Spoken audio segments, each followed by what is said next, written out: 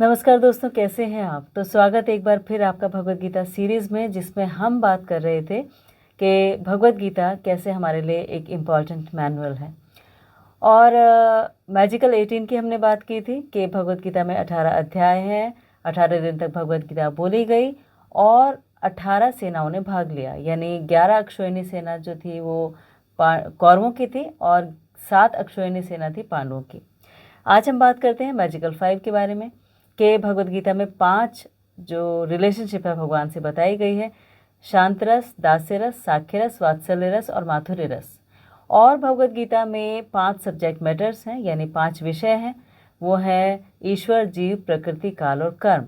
और आज जिस मैजिकल 5 की हम बात कर रहे हैं, जिसमें सारे आंसर्स आ जाते हैं, वो है हैरोल्ड लॉसवेल की थ्योरी, जो 5 W's के बारे में बात करती है कि who says what to whom, in which channel, to what effect. तो ये जो 5 W हैं ये बहुत इंपॉर्टेंट होते हैं किसी भी चीज़ को समझने के लिए।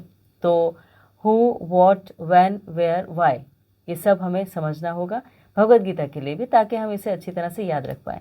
वैसे जैसे आप कोई न्यूज़ चैनल देखते हैं, कोई स्टोरी देखते हैं, तो वो स्टोरी ऐसे ही डेवलप होती है कि उसमें who, what, where, when, why, ये सारे W's का आंसर होना चाहिए। अब भगवत गीता के कॉन्टेक्स्ट में हम देखें तो हु मतलब किसने बोली, तो भगवत गीता बोली भगवान कृष्ण ने। वॉट यानी किसके बारे में बोली, तो वो 5 सब्जेक्ट मैटर थे जिनके बारे में हमने बात की, यानी ईश्वर, जीव, प्रकृति, काल और कर्म। वेयर के कुरुक्षेत्र के मैदान में बोली गई। और what, who says what to whom किसके लिए बोली गई, ये बोली गई थी अर्जुन के लिए। और अर्जुन के साथ साथ सुना हनुमान जी ने, बर्बरीक ने और संजय ने। और अब आता है वाई, और वाई सबसे इम्पॉर्टेंट है, क्योंकि अगर हमारी लाइफ में किसी चीज़ का वाई क्लियर नहीं होता है तो हम आगे नहीं बढ़ पाते। तो भगवत गीता क्यों बोली गई? भगवत गीता इसीलिए बोली गई कि अर्जुन जिस डायलेमा में थे, जिस परेशानी में थे, उसी परेशानी से हम भी कहीं ना कहीं जूझ रहे हैं। हम भी कहीं ना कहीं इस कश्मकश में है, इस जद्दोजहद में है कि क्या ठीक है क्या गलत है। और ये जद्दोजहद हमेशा से चलती आ रही है। अगर आपने शेक्सपियर को पढ़ा है तो टू बी और नॉट टू बी हैमलेट में था। तो हमेशा एक डुअलिटी रहती है कि ये होना चाहिए, नहीं होना चाहिए, ये करना चाहिए या नहीं करना चाहिए, ये सही है या गलत है, ये सफ़ेद है या ये काला है। तो उस डुअलिटीज़ को मिटाने में भगवत गीता हेल्प करती है। और दूसरी हेल्प ये करती है कि हमें अपना डेस्टिनेशन, अपना गोल समझ में आता है। नहीं तो हम कुत्ते बिल्ली की तरह ऐसे ही मर जाएंगे बिना ये सोचे। अच्छा, इसके लिए आपको एक स्टोरी सुनाती हूँ। स्टोरी है एक राजा की जो बहुत ऑपुलेंटली जी रहा था, जिसके पास सारे पीस थे। पीस मतलब पैसा, प्रतिष्ठा, पुत्र, पुत्री, परिवार, ये सब कुछ उसके पास था। और इसके बल पे वो पुण्य भी करता था और पाप भी करता था। तो ये सब चीज़ें जो हैं ये हम जिंदगी में चाहते हैं, और उसके पास ही सब कुछ था। तो एक बार एक साधु उनके राज्य में आए और उन्होंने कहा कि राजन, आपके पास सब कुछ है, लेकिन आपने अभी तक अथातो ब्रह्म जिज्ञासा के बारे में कुछ नहीं किया, ना पूछा और ना मुझसे गाइडेंस भी ली। तो राजा ने कहा कि देखिए, मेरे पास सब कुछ है और मैं इससे बहुत संतुष्ट हूँ, मुझे और कुछ भी सोचना नहीं है, करना नहीं है। तो जो साधु थे वो समझ गए कि इनको कुछ भी कहने का फ़ायदा नहीं है। तो फिर राजा ने उन्हें बहुत सारा डोनेशन दिया, सब कुछ दिया। तो उन्होंने कहा कि देखो, मुझे इन सब की ज़रूरत नहीं है, लेकिन अगर तुम मेरी सेवा करना चाहते हो, मुझे संतुष्ट करना चाहते हो, तो फिर एक काम करो, इस राज्य में जो सबसे मूर्ख व्यक्ति है उसको ढूंढ कर लेकर आओ और उसे एक डंडा दे देना, एक छोटी सी छड़ी दे देना, और उससे कहना कि हर रोज़ राज्य की सीमा नापे, और नापने के बाद उसे थोड़ा सा कुछ मेहनताना दे देना, कुछ पगार दे देना, खाली मत बैठाना। तो राजा ने ऐसे ही किया, और इस तरह से पूरा जीवन ऐसे निकल गया, राजा का भी और उस मूर्ख का भी। और फिर जब राजा के मरने का समय आया तो फिर राजा ने हर एक को बुलाया और उनसे बातचीत की अपने मरने से पहले कि अब तो मैं डेथ बेड पर हूँ, अब तो मुझे मरना ही है। फिर राजा को याद आया कि एक और व्यक्ति था जो उनके ऊपर पूरी तरह से आश्रित था, वो मूर्ख व्यक्ति। तो उन्होंने उस मूर्ख व्यक्ति को बुलाया और कहा कि देखो, अब मैं जाने वाला हूँ, तो फिर तुमने बहुत सेवा कर ली और अब तुम रिटायर हो जाओ, और रिटायर होके तुम ये जो छड़ी है ये तुम अपने से भी बड़े किसी मूर्ख को दे देना, और तुम्हें मैं जितना तुम जियोगे उतना मैं तुम्हारे लिए इंतज़ाम कर जाऊंगा। तो वो जो मूर्ख था उसने बोला कि अच्छा राजन, आप जा रहे हैं तो आप मुझे साथ ही लेके चलिए। तो राजा ने कहा कि नहीं, मैं तुम्हें साथ नहीं लेके जा सकता। तो उन्होंने बोला कि अच्छा तो ठीक है, मैं रानियों से बात कर लेता हूँ, वो आपके साथ चली जाएंगी। तो राजा ने कहा कि तुम वाकई मूर्ख हो, क्योंकि रानियां भी नहीं जा सकती। तो फिर उसने बोला कि अच्छा इतने सारे जो बच्चे हैं, आपके पुत्र हैं, पुत्रियां हैं, उनको ले जाइए। तो उन्होंने बोला कि ओफो, मैंने तुम्हें कहा ना कि मैं एक सुई को भी नहीं ले जा सकता। एक सुई ऐसी जिसके पीछे, जो टूटी हुई है और जिसके पीछे छेद भी नहीं है, ऐसी सुई भी नहीं ले जा सकता। तो ये खजाना, ये राजा रानी, ये पुत्र पुत्री, ये सब कुछ मैं छोड़ के जा रहा हूँ। तो जो मूर्ख था उसने क्या किया, उसने कहा कि राजन मैं तो रिटायर हो रहा हूँ, लेकिन ये छड़ी आप ले लीजिए। तो राजा को बहुत गुस्सा आया, क्योंकि राजा ने ये कहा था कि तुम्हें अपने से भी बड़ा कोई मूर्ख मिले तो उसको छड़ी दे देना, लेकिन ये जो मूर्ख था ये तो राजा को छड़ी दे रहा था। तो राजा ने गुस्से में पूछा कि ऐसा तुमने क्यों किया। तो उस मूर्ख व्यक्ति ने कहा कि राजन, जब आपको पता था कि आप ना तो घुड़सवार ले जाएंगे, ना आप खजाना लेके जाएंगे, ना आप रानियों को लेके जाएंगे, ना पुत्र पुत्रियों को, ना सेना को, किसी को भी आप लेकर नहीं जा सकते, और आप एक यात्रा पर जा रहे हैं, तो आपने उस यात्रा की तैयारी क्यों नहीं की और उसके बारे में क्यों नहीं सोचा।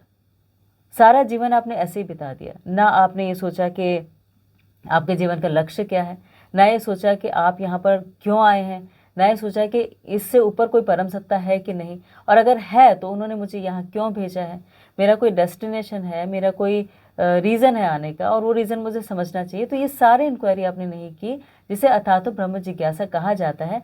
तो इसीलिए आप मुझसे भी बड़े मूर्ख हुए। तो राजा को ये समझ में आया कि ये जो व्यक्ति है जिसे वो मूर्ख समझ रहे थे, वो वास्तव में मूर्ख नहीं था, बल्कि बहुत ही ज्ञानवान व्यक्ति था। और वो जो साधु आए थे, उन्होंने अपने ही शिष्य को इस रोल के लिए यहाँ पर भेजा था, ताकि सही समय पर मुझे मार्गदर्शन मिल सके। तो इस तरह से उसे मार्गदर्शन मिला और उसने सोचा कि उसके जीवन का लक्ष्य क्या है। तो यही वाय भगवत गीता का है कि हमें ये सोचने पर एक थॉट प्रोसेस हमें मिल जाए, हम ये सोच पाएँ कि क्या है हमारे जीवन का लक्ष्य, क्यों हम यहाँ पर आए हैं, और यहाँ आए हैं तो फिर कैसे जिएं, क्या सोचें, क्या एक मैनुअल हो उसे जीने का। तो ये वाय क्लियर होना बहुत ज़्यादा ज़रूरी है। नहीं तो हम उस एक स्त्री की तरह हो जाएंगे जो एक तोते को पिंजरे में रखे हुए है, और उसने एक सोने का पिंजरा बनवा दिया उस तोते के लिए, लेकिन वो इतनी खुश है उस पिंजरे को देखकर कि बस वो हमेशा पिंजरा साफ करती रहती है और वो तोते को खाना देना भूल जाती है। तो इसी तरह से हम भी अपनी ग्रॉस बॉडी को, यानी ये जो स्थूल शरीर है, इसका इतना ख्याल रखते हैं, जो पृथ्वी अग्नि जल वायु आकाश से बना हुआ है, लेकिन जो इसके अंदर है, जो आत्मा है, उसका ख्याल रखना भूल जाते हैं। तो भगवत गीता पढ़ना मतलब कि उस आत्मा को तृप्त करना, उसको समझाना। और भगवत गीता ही क्यों, कोई भी हम स्क्रिप्चर पढ़ते हैं तो उससे हमारी आत्मा तृप्त होती है, हमें खुशी मिलती है, हमें ज्ञान मिलता है, हमें पता लगता है कि हमारा डेस्टिनेशन क्या है, हम क्यों यहाँ पर आए। इसीलिए ये पढ़ना बहुत ज़्यादा ज़रूरी है दोस्तों। अब ये 5 W's के बाद हाउ भी इम्पॉर्टेंट है। तो वो जो हाउ है, यानी कैसे पढ़ें, तो पढ़ें हम फेथ के साथ, जो हमने पहले डिस्कस किया था। अब फेथ हमारा हो जाएगा और ये 5 W's हमारे क्लियर हो जाएंगे, तो फिर नेक्स्ट स्टेप है कि हम पढ़ने के बाद हमें गेन क्या होगा, फ़ायदा क्या होगा इससे। तो गोल या डेस्टिनेशन की हम बात करते हैं तो वो तो मरने के बाद है कि मरने के बाद क्या, कैसे, कहाँ, लेकिन जीते जी भी तो फ़ायदा होना चाहिए। तो जीते जी जो फ़ायदा होता है वो होता है कि हमारी जो मटेरियल प्रॉब्लम्स हैं, यानी हमारी भौतिक प्रॉब्लम्स हैं, भौतिक समस्याएं हैं, उनका हमें आध्यात्मिक सॉल्यूशन मिल जाता है, आध्यात्मिक समाधान मिल जाता है।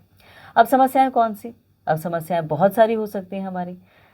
तो समस्याओं की अगर गिनती करें तो किसी बच्चे का स्कूल में एडमिशन नहीं हुआ, ये एक समस्या है। किसी को नौकरी नहीं मिल रही, वो समस्या है। किसी की शादी नहीं हो रही, ये भी एक समस्या है। किसी को समझ लीजिए अपनी पसंद का काम करने का मौका नहीं मिल रहा, ये एक समस्या है। किसी के पास घर नहीं है तो एक समस्या है। किसी के पास गाड़ी नहीं है तो भी एक समस्या है। किसी को पैदल जाना होता है तो एक समस्या है। किसी के पास पैर नहीं है तो समस्या है। तो बहुत सारी समस्याएं हमारी हैं, लेकिन अगर हम देखें तो ये सारी समस्याएं किसी एक व्यक्ति की हो सकती हैं, दूसरे की नहीं, या एक व्यक्ति की समस्या दूसरे के लिए लाभ हो सकती है। जैसे मान लीजिए बहुत तेज़ बारिश हो रही है, तो एक व्यक्ति जो ऑफिस से घर पहुंचना चाहता है उसके लिए एक समस्या है, लेकिन एक जो छाता बेचने वाला है उसके लिए समस्या नहीं, उसके लिए एक वरदान है, उसके लिए एक लाभ की सिचुएशन है, लाभ की परिस्थिति है जिसमें उसके छाते ज़्यादा बिकेंगे। तो एक व्यक्ति की समस्या जब दूसरे के लिए लाभ हो तो वो समस्या नहीं है, लेकिन वो समस्याएं जो वास्तव में सबको परेशान करती हैं, जो सबके लिए कॉमन है, जिनसे कोई बच नहीं सकता और जो कोई चाहता नहीं है, वो वास्तव में समस्या है। तो उन समस्याओं का समाधान, परमानेंट समाधान भगवद गीता हमें देती है। अब कौन सी हैं वो समस्याएं, ये हम अगले क्लास में डिस्कस करेंगे। तो आपने आज के लिए इतना टाइम निकाला और भगवद गीता पढ़ने में आप इतना इंटरेस्ट ले रहे हैं, इतनी रुचि ले रहे हैं, इसके लिए आपका बहुत बहुत थैंक यू। आप यकीन कीजिए कि वाकई आपके जीवन में बहुत परिवर्तन आ जाएगा अगर आप इसे रेगुलरली पढ़ते रहते हैं। तो पढ़ते रहते हैं, सुनते रहते हैं नहीं, क्योंकि सुनने से आपको गाइडेंस मिल जाती है, आपको एक ब्रीफ स्केच मिल जाता है, लेकिन पढ़ने से आपको समझ में आती है। तो पढ़िएगा ज़रूर। और आज के लिए टाइम निकाला इसके लिए थैंक यू। अपना बहुत ख्याल रखिएगा दोस्तों, और नेक्स्ट क्लास में हम डिस्कस करेंगे कि हमारी प्रॉब्लम्स कौन सी हैं। Thank you so much.